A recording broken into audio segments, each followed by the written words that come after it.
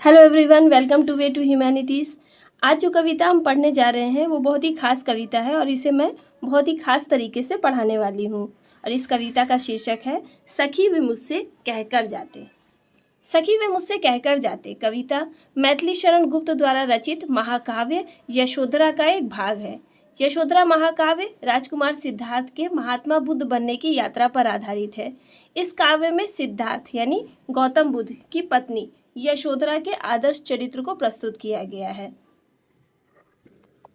इस कविता में उस समय का वर्णन है जब राजकुमार सिद्धार्थ मानव जाति के कल्याण के लिए तथा दिव्य ज्ञान की प्राप्ति के लिए अपना राजसी वैभव, पत्नी यशोधरा तथा पुत्र राहुल सब कुछ त्याग कर चले गए थे। अब ये प्रश्न उठता है कि वो अपना घर त्याग करके क्यों गए। तो इसके पीछे एक कहानी है जो कि मैं आपको बताना चाहती हूँ। सिद्धार्थ राजा शुद्धोधन के बेटे थे। उनके जन्म के समारोह पर विद्वानों तथा साधुओं ने भविष्यवाणी की कि ये बच्चा या तो महान राजा बनेगा या तो बहुत बड़ा सन्यासी या तपस्वी बनेगा। अतः राजा शुद्धोधन ने उनकी हर सुख सुविधा का इंतजाम राजमहल के अंदर ही किया। उनका विवाह यशोधरा से हुआ और उनका एक पुत्र हुआ जिसका नाम राहुल था। एक बार सिद्धार्थ गौतम राजमहल से निकलकर बाहरी दुनिया की सैर के लिए जा रहे थे तो रास्ते में उन्होंने एक बूढ़े आदमी को देखा जिसकी दशा बहुत ही ज़्यादा खराब थी। फिर उन्होंने एक रोगी को देखा और जब वो आगे बढ़े तो उन्होंने एक लाश को जाते हुए देखा। अंत में वो एक साधु से मिले जिसने उन्हें सांसारिक कष्टों का ज्ञान कराया। इन सारे दृश्यों को देखकर सिद्धार्थ बहुत ज़्यादा विचलित हुए और सांसारिक कष्टों के निवारण तथा दिव्य ज्ञान की प्राप्ति के लिए जिससे लोगों का कल्याण हो सके, सिद्धार्थ अपनी सुंदर सी पत्नी यशोधरा तथा दुधमुहे बालक राहुल को आधी रात के समय सोता हुआ छोड़कर वन की ओर चल पड़े। वर्षों तक कठोर साधना करने के पश्चात बोध गया बिहार में बोधि पेड़ के नीचे उन्हें ज्ञान की प्राप्ति हुई और वो सिद्धार्थ से गौतम बुद्ध बन गए। ये थी महात्मा बुद्ध के जीवन की कहानी कि किस तरह से सिद्धार्थ महात्मा बुद्ध में परिवर्तित हुए और एक राजकुमार से एक महान सन्यासी बने। संकलित कविता में सिद्धार्थ यानी गौतम बुद्ध की पत्नी यशोधरा को जब पता चलता है कि उनके पति सत्य और निर्वाण की खोज में उन्हें बिना बताए चुपचाप घर त्याग कर चले गए हैं तो वो अपनी एक सखी के सामने अफसोस और दुख प्रकट करती हैं और कहती हैं कि यदि वो उन्हें बताकर जाते तो वो उनके मार्ग में बाधा नहीं बनती बल्कि खुशी खुशी उन्हें जाने देती। तो ये थी इस कविता की पृष्ठभूमि। अब कविता शुरू करने से पहले हम थोड़ा कवि परिचय को देख लेते हैं। राष्ट्रकवि मैथिली शरण गुप्त का जन्म झांसी के चिरगांव में 3 अगस्त 1866 ईस्वी में हुआ। मैथिली शरण गुप्त हिंदी साहित्य के प्रथम कवि के रूप में माने जाते हैं। गुप्त जी की कीर्ति भारत में भारतीय स्वतंत्रता संग्राम के समय बहुत ही ज़्यादा प्रभावशाली सिद्ध हुई। इसी कारण महात्मा गांधी ने इन्हें राष्ट्र कवि की उपाधि से सम्मानित किया। आज भी हम लोग उनकी जयंती को कवि दिवस के रूप में मनाते हैं। इनकी प्रमुख रचनाएं हैं साकेत, रंग में भंग, जयद्रथ वध, शकुंतला, पंचवटी, यशोधरा आदि। मैथिली शरण गुप्त जी का देहावसान 12 दिसंबर 1964 को चिरगांव में हुआ। चलिए अब चलते हैं कविता की ओर। पहले कविता का प्रसंग देख लीजिए। राजकुमार सिद्धार्थ यानी गौतम बुद्ध अपनी पत्नी को बिना बताए घर छोड़कर चले जाते हैं। उनकी पत्नी यशोधरा को जब इस बात का पता चलता है तो वो अपनी एक सहेली के समक्ष अपना दुख प्रकट करती हैं और कहती हैं कि उनके पति सिद्धि प्राप्त करने के लिए गए हैं और यह उनके लिए बड़े ही गौरव की बात है, लेकिन वह उन्हें बिना बताए ही चले गए। इस बात का उन्हें बहुत ही ज्यादा दुख है। वो अपनी सखी से कहती हैं कि यदि वो उन्हें बताकर जाते तो वो उन्हें अपने मार्ग की बाधा ना पाते। सखी वे मुझसे कहकर जाते, कह तो क्या मुझको वे अपनी पथ बाधा ही पाते। पथ बाधा माने रास्ते की रुकावट। यशोधरा अपनी सखी से कहती हैं कि उनके पति एक अच्छे उद्देश्य से गृह त्याग करके गए हैं। यह उनके लिए बड़े ही गौरव की बात है और उनके इस कार्य के लिए वो उन पर गर्व भी करती हैं, लेकिन वो उन्हें बिना बताए चोरी छिपे चले गए। यह उनके लिए बड़े ही कष्ट की बात है। यदि वह उनसे बताकर जाते तो क्या वह उनके मार्ग की बाधा बनती, अर्थात वह उन्हें ऐसा करने से रोकती नहीं बल्कि खुशी खुशी जाने देती। लेकिन गौतम बुद्ध को लगा कि उनका पारिवारिक प्रेम मोह उनके रास्ते में रुकावट न डाल दे, इसीलिए वो चुपचाप चले गए। मुझको बहुत उन्होंने माना, फिर भी क्या पूरा पहचाना। मैंने मुख्य उसी को जाना जो वे मन में लाते, सखी वे मुझसे कहकर जाते। मानना यानी प्रेम करना, पहचानना यानी समझना, मुख्य यानी सबसे प्रमुख समझना। आगे यशोधरा कहती हैं कि हे सखी, मेरे पति सिद्धार्थ गौतम मुझसे बहुत अधिक प्रेम करते थे, लेकिन फिर भी वह मुझे अच्छी तरह से नहीं समझ पाए, क्योंकि वो उन्हें बिना बताए चले गए थे। वो ये नहीं समझ पाए कि मेरी खुशी तो उनकी ही खुशी में है। अगर वो मुझसे कहते तो मैं उन्हें जाने से रोकती नहीं, लेकिन इस बात को उन्होंने नहीं समझा। वो मुझे पूरी तरह से पहचान नहीं पाए। इस बात का मुझे बहुत ही ज्यादा कष्ट है। उनके लिए तो उनके पति की इच्छा ही सबसे अधिक महत्वपूर्ण थी। उनके पति से बढ़कर तो उनके लिए कोई था ही नहीं। फिर भी ये बात उनके मन में कैसे आ गई कि अगर वो अपनी पत्नी को अपना उद्देश्य बता देंगे तो वह उन्हें जाने से रोक लेगी। वह तो खुश होकर वही करती जो उनके पति के मन की इच्छा थी। उन्हें आश्चर्य होता है कि सिद्धार्थ उनसे इतना प्रेम करते थे, लेकिन फिर भी वो अपनी पत्नी को पूरी तरह से पहचान नहीं पाए। अतः वो अफसोस करती हैं और कहती हैं कि हे सखी, काश वो मुझसे कहकर जाते तो बहुत ही अच्छा होता। स्वयं सुसज्जित करके क्षण में प्रियतम को प्राणों के पण में हम ही भेज देती हैं रण में, क्षात्र धर्म के नाते सखी वे मुझसे कहकर जाते।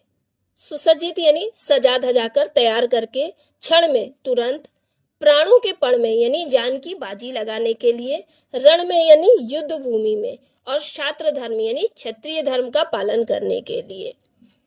आगे यशोधरा जी अपनी सखी से कहती हैं कि वो एक क्षत्राणी स्त्री है और क्षत्रिय स्त्रियां अपने धर्म का पालन करने के लिए अपने पति को खुद अपने हाथों से युद्ध भूमि में जान का जोखिम उठाने के लिए खुद ही तैयार करके भेज देती हैं। वे कभी भी अपने पति को युद्ध में जाकर जान का जोखिम उठाने के लिए रोकती नहीं है, बल्कि अपने क्षत्रिय धर्म का पालन करने और युद्ध में सफलता प्राप्त करने के लिए प्रेरित करती हैं। यशोधरा भी ऐसी ही क्षत्रिय स्त्री है जो अपने पति के पवित्र उद्देश्य में कभी भी बाधा नहीं बनती। जरूरत पड़ने पर वह भी अपने पति को प्राणों की बाजी लगा देने के लिए खुशी खुशी भेज देती, लेकिन उन्हें इस बात का कष्ट है कि उनके पति उन्हें बताकर क्यों नहीं गए। अगर वो उनसे कहकर जाते तो वो खुशी खुशी उन्हें जाने के लिए, एक पवित्र उद्देश्य को पूरा करने के लिए भेज देती। हुआ न यह भी भाग्य अभागा, किस पर विफल गर्व अब जागा, जिसने अपनाया था त्यागा, रहे स्मरण ही आते, सखी वे मुझसे कहकर जाते। भाग्य यानी किस्मत, अभागा यानी दुर्भाग्य, विफल यानी असफल, गर्व यानी अभिमान, त्यागना यानी छोड़ देना, स्मरण यानी यादों में रहना। हुआ न यह भी भाग्य अभागा।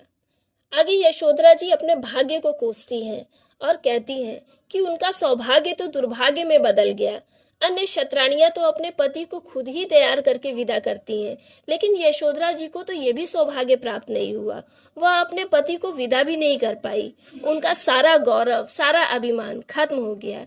यदि वो अपने पति को खुशी खुशी विदा करती तो उन्हें खुद पर गर्व होता, लेकिन अब वो किस बात का गर्व करें, किस पर विफल गर्व अब जागा।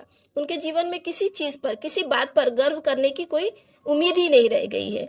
जिन्होंने उन्हें अपनाया था आज उन्होंने ही उन्हें त्याग दिया है। जिसने अपनाया था त्यागा, जिन्होंने 7 फेरे लेकर उन्हें अपना बनाया था, आज उन्हीं ने ही उन्हें त्याग दिया और छोड़कर चले गए, वो भी बिना बताए, उन्हें अकेला कर दिया।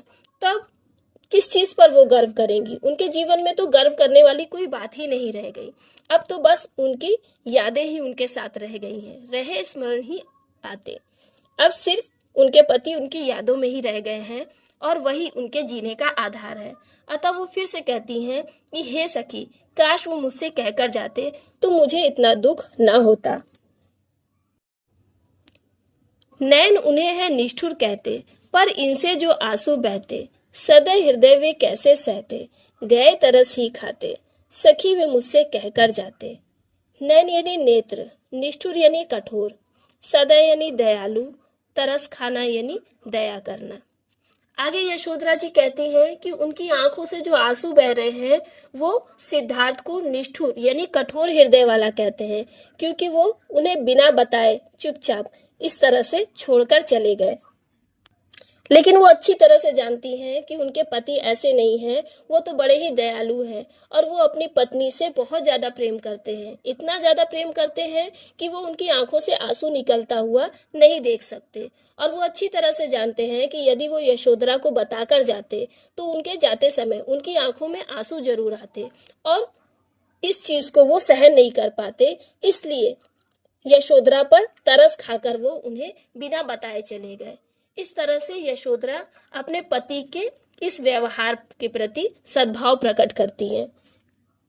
जाए सिद्धि पावे वे सुख से, दुखी न हो इस जन के दुख से, उपालंब दूं मैं किस मुख से, आज अधिक वे भाते, सखी वे मुझसे कहकर जाते।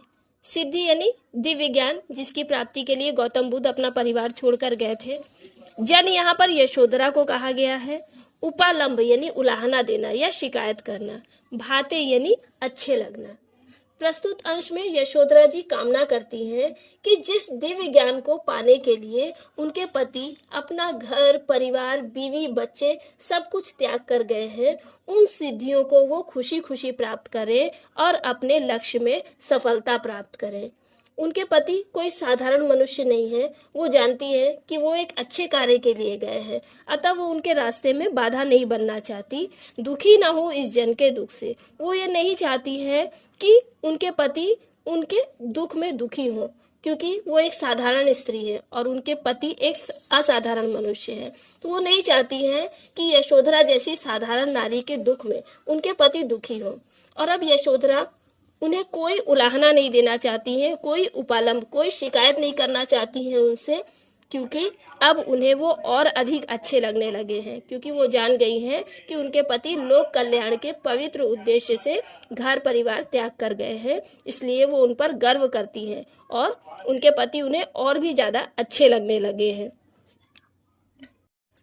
सखी वे मुझसे कहकर जाते, लेकिन फिर यशोधरा अपनी सखी से शिकायत करती हैं कि हे सखी, काश वो मुझसे बताकर जाते। गए लौट भी वे आवेंगे, कुछ अपूर्व अनुपम लावेंगे, रोते प्राण उन्हें पावेंगे, पर क्या गाते गाते, सखी वे मुझसे कहकर जाते। अपूर्व यानी असाधारण, अनुपम यानी दिव्य। कविता के अंतिम भाग में यशोधरा आशावादी स्वर में अपनी सखी से कहती हैं कि उनके पति उन्हें छोड़कर गए हैं तो क्या हुआ, एक दिन वो लौट कर भी आएंगे और अपने साथ कुछ विशेष और असाधारण उपलब्धियां लेकर ही आएंगे।